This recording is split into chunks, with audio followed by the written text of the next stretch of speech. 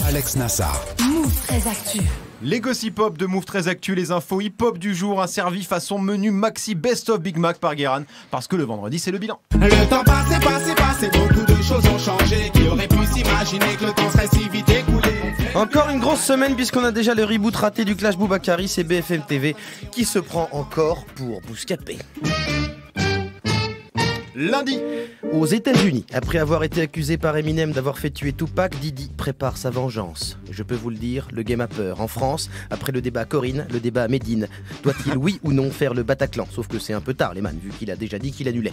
Mais c'est comme ça, en France, pour faire parler, il faut être in. Donc sachez que pour garder le buzz, Fianso deviendra Francine, Rimka sera Karine, et L'amour est dans le pré sera présenté par Caris le marchand. C'est les vases communicants. mardi, Aux États-Unis, Diddy prépare sa réponse à Eminem. Le game a toujours un peu peur, mais il écrit vraiment lentement, on s'emmerde un peu.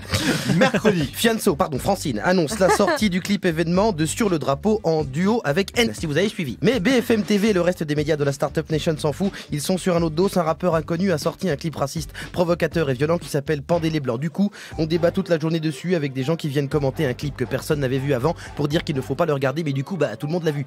Oui, je sais, c'est un peu décousu, mais moi je vous retranscris ça pêle-mêle aussi. Heureusement, Cyril Hanouna vient clore le débat. Non mais c'est vraiment des abrutis. Et arrêtez de faire les connards. Évidemment, ça n'a rien à voir, mais visiblement la vérité c'est comme Benoît Hamon, on sait plus trop où elle est. Aux États-Unis, P. Diddy sort enfin sa réponse à Eminem. Ah non, pas du tout. Mais en même temps, ça fait 15 ans qu'on attend des tox, donc on attend un peu. oui, on attend jeudi. Feu d'artifice. On apprend qu'Apple a finalement refusé de produire la série de Dr. Dre parce qu'il y avait trop de violence et trop de sexe. C'est bizarre parce que pourtant, rapport, mais j'ai pas d'auteur.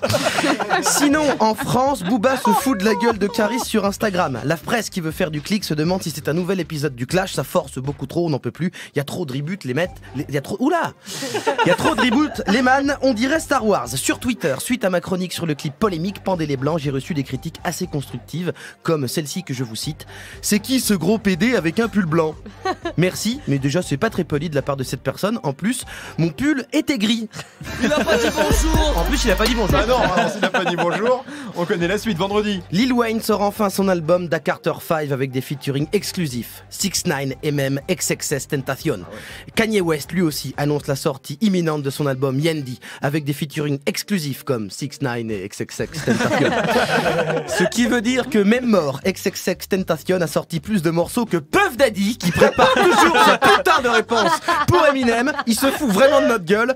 Ce qui reste dans le thème de cette belle semaine de merde, mais la prochaine sera pire. Merci beaucoup Guéran pour ce débrief très complet de la folle semaine du rap game. Move.